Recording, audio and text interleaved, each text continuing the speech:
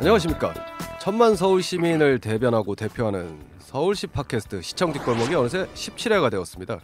마침 최근에는 메르스가 터지면서 더 많은 사람들의 이목이 이끌어지고 있고 덕택에 이제 좀 지겹다 그만 나와라 이런 이야기까지 듣고 있지만은 메르스가 워낙에 큰일이니까 어떻게 하겠습니까. 오늘은 좀 무거운 주제, 하긴 메르스만큼 무거울 수는 없겠지만 노동정책에 대해서 한번 다뤄보도록 하겠습니다.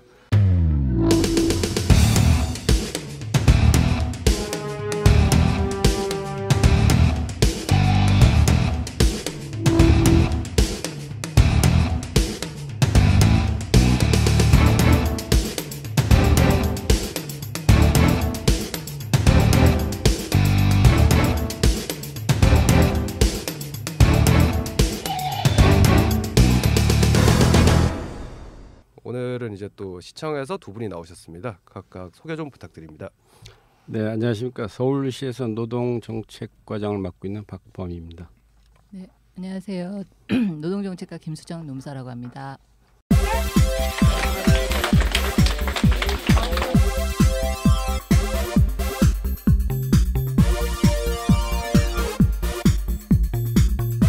예, 오늘은 굉장히 스트레이트하게 진행을 해보도록 하겠습니다. 그냥 바로 첫 번째 질문을 던지겠습니다. 최근에 서울시가 노동정책 기본계획을 수립해서 발표했습니다. 이게 지방자치단체 최초인데요. 기존의 지방자치단체가 이런 거를 왜 발표를 해나? 어차피 전국적으로 있는데 이게 어떤 의미가 있는 것인지 간단하게 설명 좀 부탁드립니다. 네, 우선 그 지방정부 차원에서 노동행정이라는 개념을 최초로 도입했다는 데 의의가 있고요. 또 전국 지자체 최초의 계획입니다. 잘 아시다시피 그 가장 중요한 권한, 그러니까 노동 관련 권한 중에서 행정 권한 관련해서 제일 중요한 게 근로감독권, 노사분쟁 조정권인데 이게 전부 없습니다. 서울시에는 전부 고용노동부서관이거든요. 그러한 제한적인 여건, 권한 상태에서 어떤 서울형 노동 정책을 만들었다. 거기에 의의를 두면 될 것 같습니다. 이 노동 정책이라는 게 쉬운 게 아닌데 여러 가지 이제 단체들도 있고 부서도 있는데 그럼 요 계획이 만들어질까지 과정을 좀 설명을 좀 더 붙이신다면은 어떻게 될까요? 아주 어렵고 긴 과정을 저희가 거쳤습니다. 기간으로 봐서는 한 2년 반 정도 걸렸고요. 그 다음에 각계 이해 당사자가 전부 참여를 했습니다. 예를 든다면은 양대 노총, 민주노총하고 한국노총이죠. 그 다음에 각 분야별 대표, 노동단체 대표, 여성이라든가 청소년 이런 분들이 참여를 하셨고요. 그 다음에 물론 이제 사용자 단체 의견도 저희가 들었습니다. 그리고 시의회, 학계, 연구기관, 그 다음에 아까 말씀드린 권한을 갖고 있는 중앙정부, 고용노동부의 그 서울지방노동청에서도 참여를 했다는 그런데 이제 의의가 있고요. 저희가 TF만 한 8회를 했습니다. 전문가들로 구성된. 그리고 노동단체를 중심으로 한 현장 의견을 15회 정도 수렴을 했고요. 그 밖에도 여러 가지 청책 토론회, 근로자 권익보호위원회, 전문가 간담회 이런 끊임없고 진정성 있는 소통을 한 그런 과정을 거쳤다고 보시면 되겠습니다. 예, 이 계획이 보면 굉장히 복잡하게 이루어져 있는데요. 그 중에서 노동교육하고 상담을 첫 번째로 꼽은 이유는 무엇인지요? 우선은 그 가장 기본적이고 그러니까 노동 문제가 이제 끊임없이 일어나는 이유 중에 저희는 잘 모르고 있다. 당연히 이제 노동자분들이 잘 모르고 있고 또 사용자분들도 모르고 있는 상태에서 이런 노동 문제가 발생한다. 거기에 저희가 착안을 했습니다. 그리고 저희가 가진 권한과 여건이 자꾸 이제 반복됩니다만은 아주 극히 제한적이기 때문에 교육과 상담은 저희가 의지만 있으면은 여러 다방면으로 많이 할 수 있다. 이제 그런 두 가지 측면에서 저희가 가장 중점을 둔 분야가 노동 교육과 상담 이쪽에다 가장 저희가 포커스를 맞췄습니다. 지금 노무사 네. 님이라고 불러야 돼요? 아유. 주무관님이라고 불러야 되나? 노무사님을 해주십시오. 제가 주무관 된 지는 한 2달밖에 안 됐기 때문에. 그러면 그 전에 네. 뭐 소시에 오시기 전에 이제 노무사로서 예, 이제 예, 상담을 좀 하고 그러셨는데 예. 그러면은 지금 우리나라 이제 그 노동 상담을 한다면은 제일 많이 그 상담했던 분야가 어떤 분야입니까? 임금이죠, 임금. 돈 임금, 문제죠. 예, 임금체불. 예, 그게 제일 크고 그리고 이제 노동부에서 진정의 탑3가 있어요. 진정 들어온 탑3가 있는데 지금 이제 탑2로 이제 좀 줄여든 게 퇴직금 문제가 그 탑3 안에 들어갔는데 요즘에 연금화되면서 그게 많이 빠졌거든요. 근데 이제 제일 큰 거는 그 연장 수당, 시간의 근로 수당에 대한 진정권이 제일 탑이었고 원. 그다음에 이제 두 번째로는 연차 관련된 거. 연차 휴가와 관련된 수당이 두 번째 진정이 제일 많아요. 노동부에 만약 진정이 들어오면 그건과 관련돼서도 상담이 많았고요. 네. 그러면 예전에는 그냥 뭐 대부분 이제 돈을 못 받았다는 네. 돈을 못 받았다는 건 이제 월급을 아예 이제 못 받았다는 경우가 많았는데 요새는 그건 좀 많이 줄었나 봐. 그러니까 그게 월급의 개념이에요. 아, 피터님이. 그게 같은 월급의 개념입니다. 근데 이제 예. 그 보통 그 이제 고용노동 문화에 노동 상담을 하시는 분들 보면은 네. 이런 그러니까 예를 들어 갖고 시간의 수당을 못 받았다는 사람보다 아예 네. 한두 달치 월급을 아예 못 받고 나간 사람들도 그 내용을 보니까 제가 보니까 있더라고요. 그거는 이제 점점 경기가 어려워지면서 회사가 도산을 했다거나 이제 어떤 지불 능력이 없는 상태에서 계속 임금을 밀리는 경우가 있죠. 근데 그런 경우는 그러니까 그렇게 많지는 않습니다. 예. 물론 이제 요즘에는 많은 건수들이 발생하고 있는데 옛날에 이제 98년도 IMF 때 제일 많았고 요즘도 이제 제2의 경제 위기가 왔다고 하잖아요. 그래서 그거 맞물려 갖고 좀 있었는데 그런 건수가 대다수인 건 아니거든요. 예. 문제는 이제 그런 월급적인 부분 그러니까 지금 얘기했던 그렇죠. 이제 예. 그 시간의 수당이나 수당이라든지 연차 연차 휴가 수당이라든지 예. 그런 부분도 알겠습니다. 그러면 이 노동교육하고 상담에 있어서 어떤 부분을 중점적으로 진행하고 있습니까? 저희가 여러 가지 계획을 갖고 있습니다. 근데 기존에 하고 있는 것들이 있습니다. 뭐 희망서울 아카데미라는 명칭으로 저희가 이제 공인노무사 풀 인력을 갖고 있습니다. 한 30여 명 되는데 이분들이 찾아가는 노동교육을 하고 있습니다. 예를 들어서 뭐 특성화고등학교 이제 재학생을 대상으로 하는 경우도 있고, 그다음에 저희 직원들을 대상으로 하는 교육도 있고, 또 다른 단체분들 그러면 요청이 들어오면은 거기 가서 이제 직접 그러니까 맞춤형 교육, 맞춤형 상담이죠. 그런 게 있고요. 그 다음에는 저희가 그 중고교 과정에 노동 관련 내용이 좀 미흡하지 않느냐. 이건 뭐 언론에서도 이제 그 기획으로 보도된 바가 있습니다만 거기에 좀 착안을 해가지고 중고교 과정에 좀 더 노동 교육이 좀 내실화되고 그 다음에 사례 위주로 좀 체계적으로 교육이 될 수 있도록 저희가 교육부에 건의를 한 바가 있습니다. 특히 특성화고등학교 같은 경우는 바로 이제 현장으로 졸업 후에 현장으로 나가기 때문에 그 학생들한테는 의무적으로 좀 더 알차고 내실 있는 노동 교육이 이루어질 수 있도록 역시 교육부에 저희가 건의를 한 바가 있고요. 그다음에 뭐 여러 가지가 많이 있습니다. 뭐 여성, 청소년, 어르신 분들을 대상으로 하는 그런 교육 상담도 있고요. 또 저희가 5개 센터가 있습니다. 노동권익센터라고 저희가 이제 위탁을 줘서 하는 그런 센터인데 거기서 자체적으로 하는 교육도 있고, 그다음에 그 시민 명예 노동 옴부즈만이라고 25개 구청마다 한 분씩 공인 노무사를 저희가 선정을 해가지고 그분들을 통한 교육 상담 이런 것들이 이루어지고 있습니다. 그거를 좀 더 보완하고 발전시켜서 향후 교육을 좀 더 강화하겠다. 뭐 그게 주 내용이 되겠습니다. 그 방금 전에도 이제 뭐 말씀하셨는데 이제 그 특성화 고등학교 이제 고등학생들 같은 경우는 이제 막바로 사회에 이제 진출하는데 요새 이제 그 우리가 속칭 얘기하는 노동 취약계층의 여성과 청소년층이 있는데 뭐 이런 부분에 대해서 어떤 뭐 그 대책이 있는지 이 부분을 좀 더 설명 좀 부탁드리겠습니다. 뭐 이제 공식적인 용어는 아닙니다. 뭐 노동 취약계층이라는 게 공식적인 용어는 아니고 이제 저희가 이제 임의로 행정을 하다 보면은 조금 이제 미흡한 부분이라든가 좀 더 애로사항을 겪고 계신 분들 이런 분들은 이제 취약계층이라고 이제 하고 있는데 여성, 청소년 뭐 상대적으로 여성은 이제 남성에 비해서 또 청소년은 성인에 비해서 상대적으로 어떤 불이익이나 노동 문제에 좀 사각지대 있지 않느냐 그런 점에서 저희가 착안을 했고요.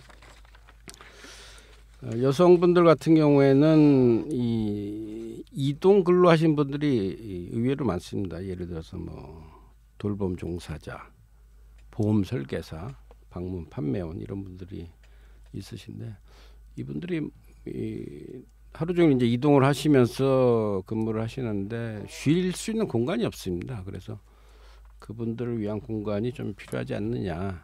현재 8개소를 일단 저희가 이제 쉼터라는 이름으로 만들었는데 그거를 향후 5년 안에 총 25개소까지 저희가 늘릴 계획입니다.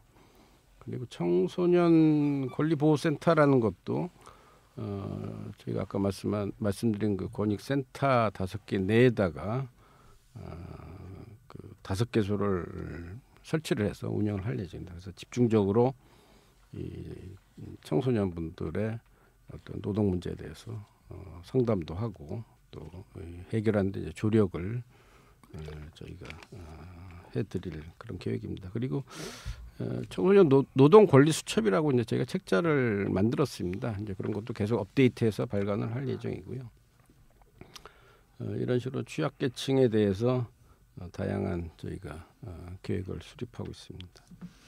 그러니까 속칭 이제 아르바이트생들, 그 청소년들이 제일 그러니까 제일 이제 억울하다고 생각하는 부분 중에 하나가 이제 아까도 했듯이 이제 시간의 수당. 그러니까 보통 이제 그 8시간 근무에 대해서 쉬는 시간이 필요한데 그 쉬는 시간을 제외하고 급여를 주지 않는 경우도 많다고 그 아르바이트 그 상담이나 이런 거 보면 있더라고요. 그래서 보통 그 뷔페 뭐 출장 뷔페나 이런 거 그 청소년들이 제일 많이 가는 데가 보니까 뷔페를 많이 가더라고요. 뷔페집이 이제 주말에 이제 결혼식 끼고 그러면은 이제 뭐 뷔페 그런 데서 이제 일을 하는데 굉장히 이제 그러니까 일하는 노동 강도도 세고 그런데 쉬는 시간도 제대로 챙겨주지 않으면서 이제 뭐 급여는 뭐 앞뒤로 이제 다 잘라 먹고 이런 경우가 있는데 이런 부분에서는 정확하게 몇 시간 동안은 일을 하면은 뭐 시간은 정확히 어떻게 되고 임금은 어떻게 되는지 뭐 노무사님 잠시 설명 좀 해주시겠어요?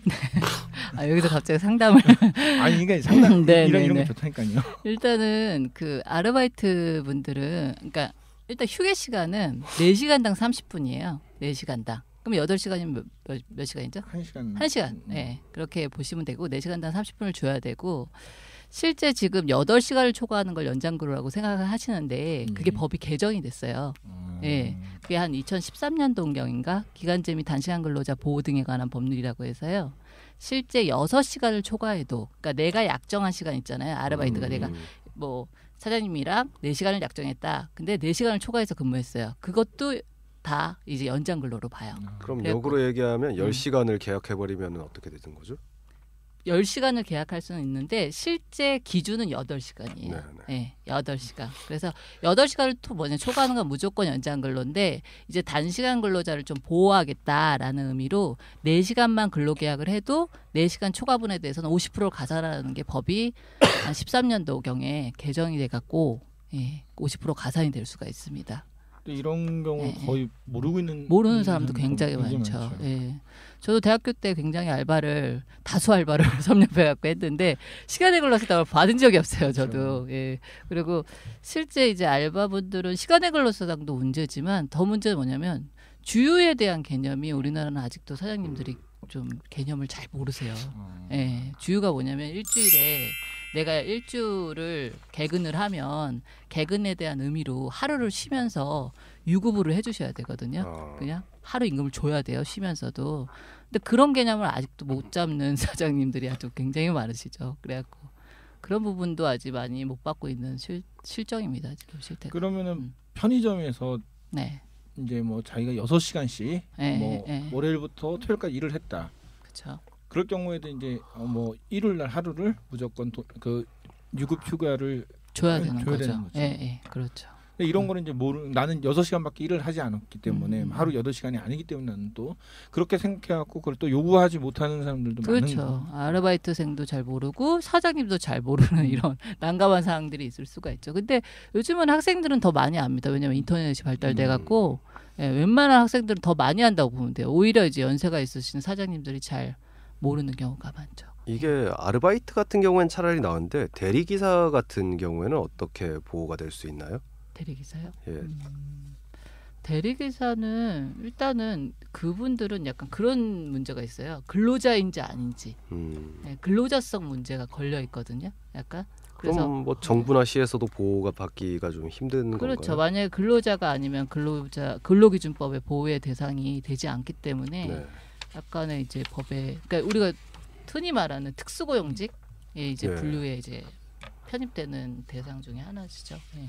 그 전에 이제 뭐 방문 판매원이나 보험 설계사 맞아요. 예, 그분들도 마찬가지예요. 예. 근데 그분들은 이제 그러니까 일하는-거나 어떤 형태를 보면 거의 그러니까 고용직 근로자랑 쪽. 네. 거의 흡사하지만은 사실 이제 서류상으로는 그렇죠. 직원이 아니다, 네, 근로자가 아니라고 얘기하는 네, 이런 부분들. 네. 뭐 이런 부분에 대해서는 뭐 어떻게 앞으로 이제 뭐 논의가 되거나 아니면 뭐 어떤 대책이 좀 있습니까? 특수고용직과 관련된 그 대책 논의들이 계속 되고 있는데 이제 양대 노총 쪽에서도 계속 요구를 하고 있고, 그러니까 굉장히 이제 사회가 다양해지면서 다양한 고용 형태가 나옴에도 불구하고 법이 따라가지를 못하는 부분이 있어요. 법은 자꾸 그냥 우리가 생각하는 그냥 근로자라는 그런 틀에 박혀갖고 이렇게 다양한 근로에 대한 부분들을 포섭하지 못하는 그런 좀 뒷북치기가 있거든요. 네. 그래서 이분들이 아직도 사각지대에 있는데 전면적인 그 적용을 안 하려고 그래요. 계속 고용노동부라든지 이쪽에서는 정부 쪽에서는 그냥 단순히 예외적으로 두었고 뭐 산재보험에 별도의 적용을 해준다. 현재는 좀 산재보험 같은 경우 적용을 해주고 있거든요. 그래서 그런 어떤 극소적으로 좀 보호하는 측면에 머물고 있는데 계속 이제 노동계 쪽에서는 전면 적용을 요구하고 있죠. 네. 그럼 이제 보통 이제 이런 경우처럼 우리나라 보면은 이제 고용을 하는 그 사용자가 네. 좀 더 그러니까 우리가 볼 때 이제 그러니까는 갑과 을 뭐 이런 상태로 이제 얘기를 하면서 하는데 이제 사장이 올바른 생각을 갖고 있는 사용자라면은 정말 모든 걸 다 챙기면서 해주겠지만 그렇지 못할 경우가 많잖아요. 그렇죠. 그래서 뭐 서울시가 이제 모범적 사용자로서 뭐 역할을 뭐 선도적으로 하겠다 뭐 이렇게 하고 여러 가지 방침을 만들어내고 지금 하고 있는데, 그러니까 이런 부분에는 지금 서울시는 어떤 지금 모양새를 좀 갖추고 있고 어떻게 지금 진행이 되고 있습니까?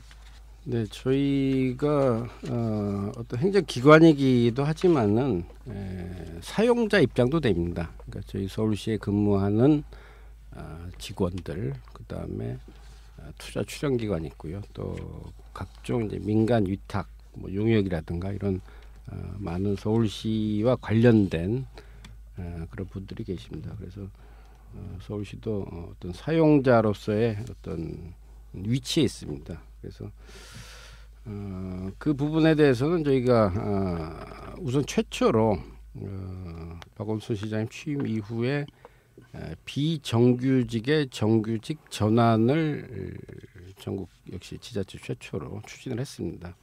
그래서 이미 대부분인 5,625명을 정규직 전환을 마쳤고요. 2017년까지 총 7,322명에 대해서 비정규직을 정규직 전환을 완료할 예정입니다.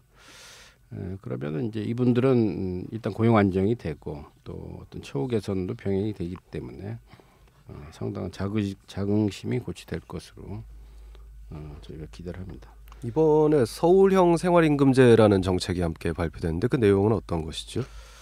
예, 생활임금제도 저희가 이제 모범적 사용자로서의 어떤 선도적 역할을 한다는 그런 취지하에 역시 최초로 광역으로서는 이제 최초 시행을 했습니다. 지자체에서는 이제 일부 시행을 한 데가 있고요.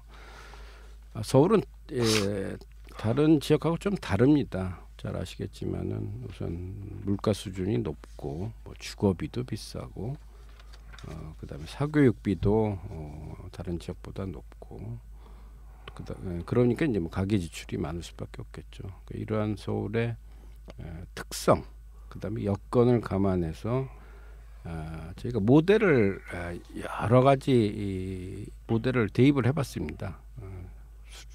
수십 차례 모델을 대입을 해봤더니 그 중에서 이제 3인 가계 모델, 그다음에 가계 지출, 그다음에 사교육비, 주거비 이런 거를 서울의 가장 기준값을 저희가 도출을 해내가지고 적용을 해보니까 금년에 6,687원이 나왔습니다. 그러니까 최저임금이 올해 5,580원이거든요.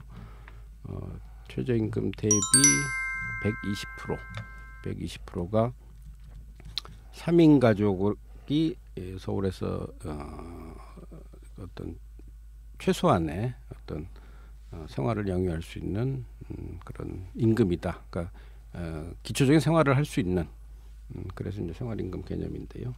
그거를 우선은 저희가 금년에는 저희가 직접 고용한 근로자분들이 계십니다. 그분들한테 우선 적용을 하고 내년에는 이제 민간 위탁이라든가 용역분들한테도 적용을 할 계획입니다. 요새 이제 그 언론이나 이제 그 일부 그러니까 주간지에서 이제 나오는 게 이제 최저임금으로 한 달 살기 그런 게 많이 나오는데 노무사님이 올 때 우리나라에서 최저임금으로 한 달을 할 수 있다고 보십니까? 최저임금이요? 예. 현재 최저임금 얼마인지 아세요? 월로 기준으로 했을 때 피터님 110만 원 정도 되잖아요. 116만 원, 네, 6만 원 정도 되는데 그걸로 한 달 살긴 굉장히 어렵지 않을까요? 네. 그러니까는 뭐 시골처럼 뭐 텃밭 가꾸면서 그렇죠. 농작물을 뭐 다 자기가 뭐 옆에서 이제 자급자족하고 다 주거나 이러면은 모르겠는데 네. 근데 그 지금 최저임금 116만 원인데 그 네네. 세제 혜택이 지금 99만 원인가 이런 얘기가 나오는데 세제 혜택? 예. 네. 그 부분 지금 일부 이제 SNS에 이제 돌아다니는 게 네. 최저임금이 116만 원인데 네. 99만 원까지 뭐 세제 혜택 그러니까는 까지만 해주겠다 어떤 혜택을 해주겠다 이런 얘기가 나오는데 그 뭐 소득세 말씀하시는 그렇죠. 건가요? 네. 소득세 공제할 때. 네. 그건 아마 이제 제가 소득세 관련돼서는 정확하게 모르겠는데 구간별로 아마 공제하는 게 다를 거예요. 그게 아마 지금은 그 70만 원, 60만 원도 공제하는 걸로 알고 있거든요. 그러니까 이제 그 부분을 조금 높이는 방향으로 하셨나 보네요. 네. 그러면은 네. 지금 116만 원에서 네. 이게 사실 이제 그 아까도 박관영님이 얘기하셨지만은 우리 서울이 주거비가 굉장히 높은 축에 이제 속하잖아요. 그렇죠. 그러니까는 그럴 경우에 이제 지금 1인 가구에 대해서 그 주거비나 이런 부분들이 어떤 세제 혜택이나 뭐 어떤 지원을 받을 수 있는 뭐 여러 가지 그런 게 있나요? 주거비에 대한 부분. 네. 세금 관련돼서 피터님이 자꾸 저한테 여쭤보시는데 제가 세금 전문은 아니고 노무 전문입니다. 너무 전문이라서. 예, 아니 그래서- 이게 이제 네.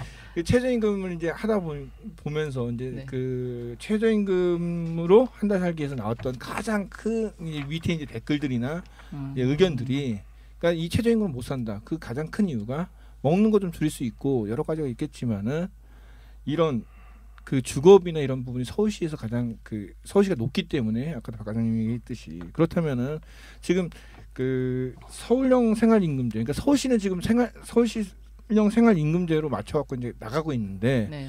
다른 기업들은 이런 부분에 대해서 어떤 뭐 대책이나 이런 부분들을 뭐 기업에서는 좀 생각을 하고 있는 분야가 좀 있나요? 실제 그냥 민간 기업에서는 솔직히 이 서울시에서 말하는 생활임금에 대해서는 공감을 그렇게 많이 못해요. 민간에서는 이게 이제 공조직이니까 가능한 일이지. 이 민간에서는 저는 이제 민간에서 온 지 얼마 안 됐는데 민간에서는 그냥 최저임금 수준에 딱 맞춰주지. 물론 그 이상을 주기도 해요. 그 이상에 대한 부분들을 받고 있는 분들도 있으시니까. 근데 만약에 그 특히 이제 중소기업이나 제조업 쪽들은 딱 그런 최저임금 수준에 맞추지 거기에 뭐 좀 더 이 사람들의 어떤 가계 수준을 생각해갖고 이상의 금액을 준다라고는 생각을 전혀 안 하거든요. 근데 정부에 대한 어떤 마지노선만 딱 지키는 거죠. 법으로 명시로 돼 있으니까.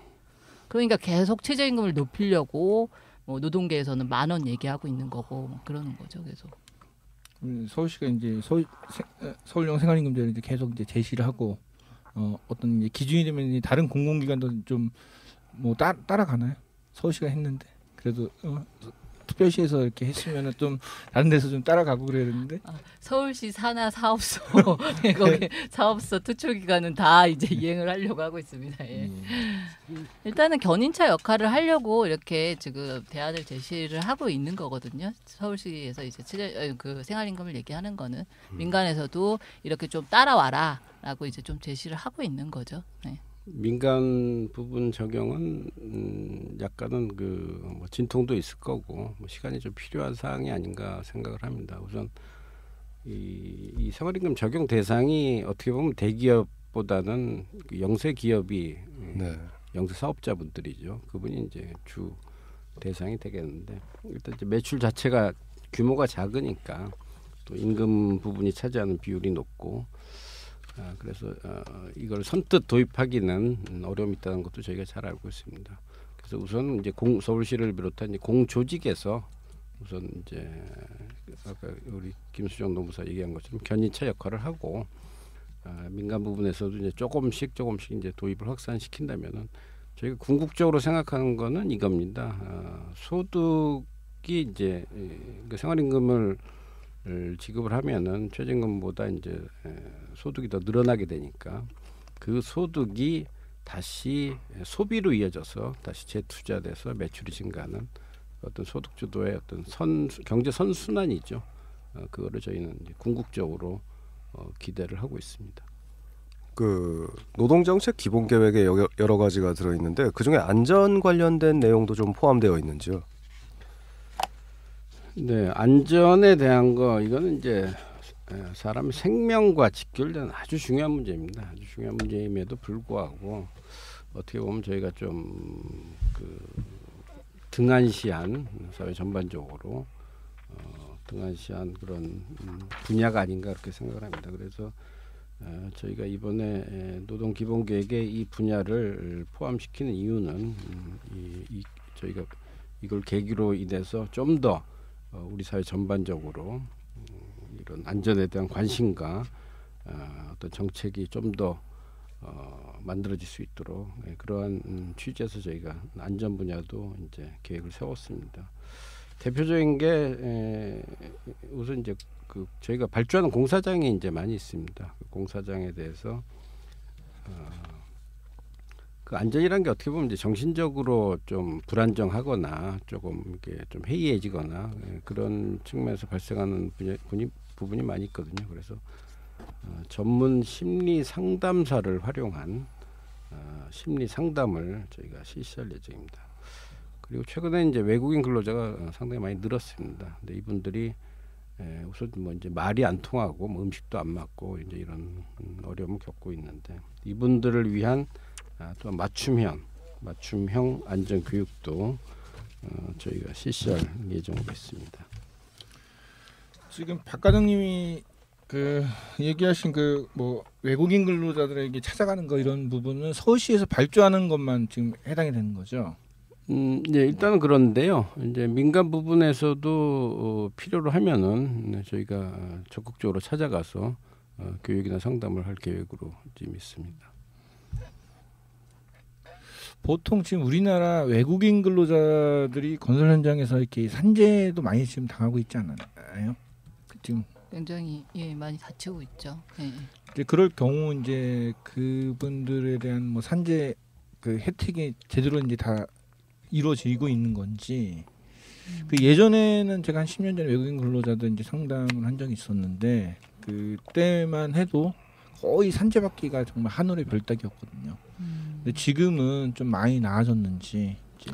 그러니까 그런 문제를 이제 조금 많이 해결을 하려고 법이 계속 개정이 됐거든요. 예전에는 뭐 사업주의 확인을 받아서 내는 그리고 만약에 확인을 안 받으면 뭐 소명을 해야 되고 뭐 이런 절차들이 있었어요. 근데 요즘에는 이제 산재 신청이 아예 뭐 이제 사업주의 날인 없어도 그냥 이제 다친 사람이 바로 신청을 하면 거기서 역으로 이제 조사가 나와서 처리를 해주는 상황이거든요. 법이 개정이 돼갖고. 그러면 이제 그 외국인 근로자들이 다쳤을 경우에 뭐 고용주를 직접 찾아가서 뭐 해달라고 하지 않아도 그렇죠. 자기가 이제 병원에 입원한 다음에 네. 신청을 하면은 네. 이제 그런 처리가 네. 될 수 있다는 거죠. 근데 이제 다만 이제 문제는 뭐냐면 불법 체류가 문제겠죠. 불법 체류는 자기의 신분이 노출되는 거에 대해서 좀 꺼려하시기 때문에. 근데 이거는 이제 외부 이제 상담 센터라든지 외국인들에 대해서 그쪽에 도움을 많이 받아갖고 처리하시는 걸로 알고 있습니다. 네. 이 외국인도 문제지만은 그 산재보험은 소규모 그다음에 소액공사 근로자분들은 의무 적용 대상이 아닌 부분이 있습니다. 예를 들어서 공사대금이 2천만 원 미만일 경우에 산업재해보상보험법상 산재보험 의무 가입을 안 해도 되는 게 현실이거든요. 그래서 그 부분에 대해서는 저희가 고용노동부에 건의를 할 예정입니다. 이 소액 소규모 그러니까 일종의 사각지대가 되겠죠. 이분들에 대한 산재보험 의무 가입을 저희가 건의를 할 예정입니다. 또 우리가 요새 이제 나오는 것 중에 이제 청소 근로자들, 이제 환경미화원 이런 부분들 뭐 실제적으로 서울시에서 이제 그 환경미화원 뭐 채용되는 부분들은 좀 뭐 그래도 공무원직이라고 해서 채용률도 굉장히 높고 그렇지만은 또 일부 그냥 지하철 공사라든지 그다음에 공공기관의 어떤 청소 근로자들에 대한 그 뭐 휴게실이 뭐 작다고 이런 SNS에 굉장히 많이 올라오는데 이런 부분에서 지금 서울시가 어떤 뭐 지원책이나 환경을 좀 개선하는데 어떤 노력을 기울이고 있는지요?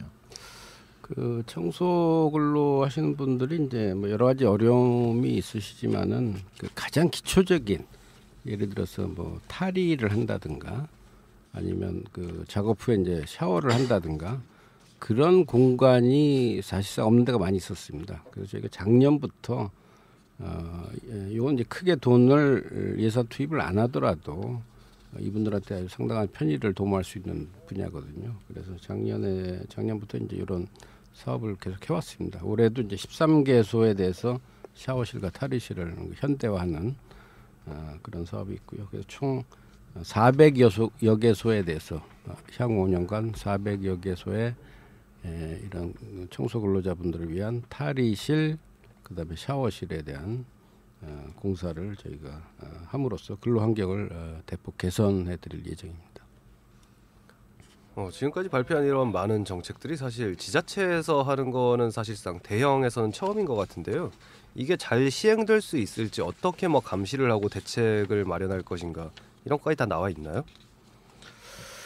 네, 맞습니다. 그 계획이라는 게 뭐 세울 때는 이제 잘 세우지만은 나중에 어떻게 실행력을 확보하고 담보할 수 있느냐 그 분야가 어떻게 보면 오히려 더 중요한 부분입니다. 그래서 저희는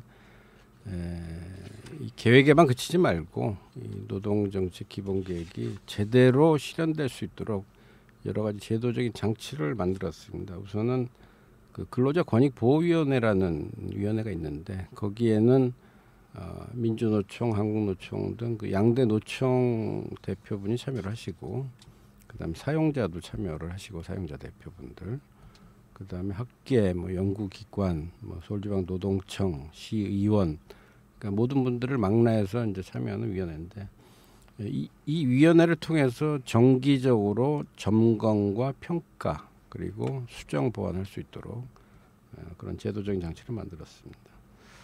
그 밖에도 저희가 내부적으로는 주기적으로 각 실국 부서별로 하고 있는 사업들을 정기적으로 점검하고 평가를 할 예정입니다. 그래서 이 계획이 매년 연동 계획으로 액션 플랜을 매년 세워서 실효성 있는 계획, 내실 있는 계획이 되도록 그렇게 추진을 할 것입니다. 그 여러 가지 노동 정책이 있지만 이제 뭐 앞으로 하겠지만 지금 당장 이제 어떤 그 근로자들 또 아르바이트생들이 뭔가 일을 하고 있다가 좀 부당한 일을 겪었다. 그럼 제일 먼저 어디로 가야 될까요, 목사님? 제일 먼저요? 네. 제일 먼저 노동부로 달려가시죠. 서울시로 오시면 안 됩니다. 서울시 노동정책과로 오시면 안 되고요. 서울시로 막바로 가면 안 돼요. 예, 막바로 가면 오셔도 됩니다. 저는 항상 상담을 하고 있습니다. 예, 일단은 제일 권한 있는 기관에 가시는 게 제일 빠른 구제를 받을 수가 있고요. 일단은 그 노동부의 지청별로 다 민원센터가 있어요. 민원팀이 있어갖고 거기서 바로 상담을 해주고 실제 뭐 진정서를 접수할 것이냐 말 것이냐 거기서 또 결정을 하고 거기 단계에서 또 사업주에 전화해주기도 하거든요. 이런 문제가 있으니까 청에 또 전화했다고 하면 사장님들 깜짝 놀라시는 거거든요. 영세한테는 더더욱 그러고요. 그러니까 실질적인 구제를 받으시려면 그쪽으로 가시는 게 나을 거고 만약 이제 상담에 대한 부분이 좀 목마르다고 하시면 저희도 이제 산하의 노동권익센터라든지 아까 이제 노동복지센터라든지 거기에 상담이라든지 캠페인들을 하고 있기 때문에 그걸 통해 갖고 이제 풀기도 하시고 요즘은 또 인터넷도 굉장히 많이 발달돼서 네이버랑 다음이랑 저희 농사랑 연계가 많이 돼 있습니다. 그래서 질문을 하면 바로 답변을 달아줍니다. 예, 농사들이 그런 방법들이 있을 수 있을 것 같습니다. 예. 그럼 뭐 얘기하세요. 네, 무슨 얘기를 할까요? 아니 그러면은 이제 무엇인지 물어보시죠. 예. 그러면은 일단 상담만 하려면 뭐 노동권 뭐 권익센터? 서울 노동권익센터 네네. 이게 지금 위치가 어떻게 돼 있는 건가요? 아니면은 뭐 대표 전화가 있는 건지? 전화번호요. 네. 그 안국역 지하철 안국역 3호선 근처에 있습니다. 안국역에 나오면 바로 보입니다. 예. 뭐 전화 상담도 가능한 물론입니다. 네, 예. 거기 노무사님들이 상주 2분이 계세요. 그래서 어. 상담을 계속 받고 있고요. 상담이 엄청나게 좀 폭주를 하고 있습니다. 그만큼 이제 그거에 대한 문의가 많다는 걸 반증하겠죠. 예, 예. 그 기존에는 그 지방별로 이제 지방 고용 노동청이 있습니다. 서울에도 이제 서울지방 고용 노동청이 있는데 서울 지방 고용 노동청 산하에 또 6개 지청이 있습니다. 그래서 그쪽에 이제 민원센터에서 주로 상담을 해왔는데 그쪽이 뭐 워낙 바쁘다 보니까 저희도 지자체 입장에서 이제 그 노동권익센터도 만들었고 그 다음에 이런 민원들이 자주 옵니다. 그러니까 이 고용노동청에 상담을 했는데도 불구하고 해결이 안 된다. 그럼 다시 이제 박원순 서울시장이 도와달라. 뭐 이런 민원이 이제 가끔 오는데요. 그럴 경우에는 저희가 시민노동 명예 옴부즈만 그분들이 25분이 계시는데 그분들한테 직접 매칭을 시켜드립니다. 그 민원인하고 그러면은 그 옴부즈만께서 1년의 그 과정을 이렇게 조언도 해주시고 뭐 그런 역할을 저희가 하고 있습니다. 그럼 지금 이제 그 서울시가 이제 노동 정책을 펼치면서 이게 서울시 직할 뭐 산하 기관만 되는 게 아니라 어떤 이제 구청 각 그 25개 자치구가 있는데 이 자치구랑도 좀 이렇게 긴밀하게 이제 좀 돼야 되는데 좀 이런 부분도 어떻게 잘 되고 있나요? 네, 물론입니다. 그 서울이 이제 서울시가 있고 25개 자치구가 물론 이제 지금은 독립 법인 인격체가 돼 있습니다. 자치구청이. 그러나 이제 하나의 생활권이고 또 긴밀한 업무 관계가 있기 때문에 역시 정책의 일관성 측면도 있고 그런 형평성 측면 그래서 자치구랑 긴밀한 협의를 하고 있습니다. 구청장 협의회하고 부구청장 회의가 이제 정기적으로 있습니다. 한 달에 한 번씩. 그리고 구청장 협의회는 이제 분기별로 한 번씩 있는데 그 회의 때 이제 안건으로도 이미 상정이 됐고 그다음에 생활임금 같은 경우는 저희가 표준 매뉴얼을 만들어 가지고 권고를 한 바가 있습니다. 다른 25개 자치구도 전부 도입을 하는 게 어떻겠느냐. 그래서 제가 알기로는 거의 한 20여 개에 가까운 자치구에서 생활임금 도입을 이미 한 데도 있고 그다음에 도입을 지금 적극적으로 지금 검토를 하고 있습니다. 그리고 그 자치구에는 노동정책을 직원 한 사람이 하는 경우가 대부분입니다.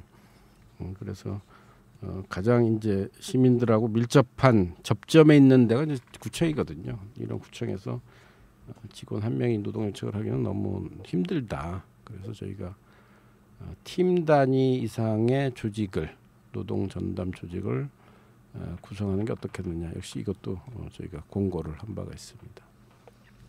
그러면은 이제 시청에서 인력 지원을 해주는 건가요? 아니면 구청에서 직접 충원을? 그 구청의 인력이라든가 인사 예산 완전히 독립돼 있습니다. 네네. 그래서 자체적으로 기존 조직을 뭐 확대 보강하는 방법도 있고요. 그다음에 그 업무가 이제 중요한 업무가 이제 일몰되는 경우가 있습니다. 그럴 경우에 조직의 어떤 통폐합 페이지를 통해서 신설을 하는 경우도 있고요. 그거는 구청장의 전적인 자유 재량권에 있습니다. 굉장히 훌륭한 정책을 해나가고 계신데 여기에 대해서 이제 마지막으로 두 분 한 말씀씩 좀 부탁드립니다. 저희 우선은 여기 이제 들어온 지 얼마 안 돼서 이제 노동정책 실행에 앞으로 많은 부분 일조하도록 하겠습니다. 네. 지금까지 마무리 멘트 중 제일 짧았습니다. 그런가요? 과장님. 예, 저는 담당 이제 부서장이 되다 보니까 상당히 그 애정을 많이 갖고 있습니다. 노동 정책에 대해서 또 저희가 만든 또 최초의 계획이기도 하고요. 그래서 이러한 계획들이 이제 노동자뿐만이 아니라 사용자분들, 그다음에 모든 시민들이 모두 합심해서 이 계획을 잘 추진을 한다면은 저희 서울 시민의 삶이 좀 더 나아지지 않을까 그렇게 기대를 하고 있고요. 저희 이번 계획이 그 노동 현장에 계시는 모든 분들께 어떤 작은아마 좀 도움이 됐으면 하는 그런 생각을 합니다. 뭐 하실 말씀 혹시? 그러니까 우리나라는 보면은 제일 나쁜 거는 빨리 배우고 좋은 거는 잘 안 따라하더라고요. 그러니까는 생활형 뭐 임금제라든지 노동시간 단축 뭐 이런 부분들은 뭐 어느 누가 봐도 좋은 제도이기 때문에 이 제도가 굳이 서울시에서만 한정되지 않고 전국적으로 좀 이런 분위기가 좀 널리 확산되고 좀 다른 지자체에서도 좀 보고 배웠으면 좋겠습니다. 네, 이렇게 서울시 노동정책 기본 계획에 대해서 이야기를 나눠봤는데요. 사실 뭐 6천 원 가지고 아직 밥 한 끼도 못 사 먹는 슬픈 세상입니다. 그래도 5천 원을 넘어 6천 원대로 진입했다는 거에 일단 큰 의미를 두고 앞으로 서울시의 노동정책이 더욱 나아지고 이걸 다른 지자체에서도 좀 배울 수 있었으면 그런 바람으로 이번 방송을 마치도록 하겠습니다. 감사합니다. 고생하셨습니다.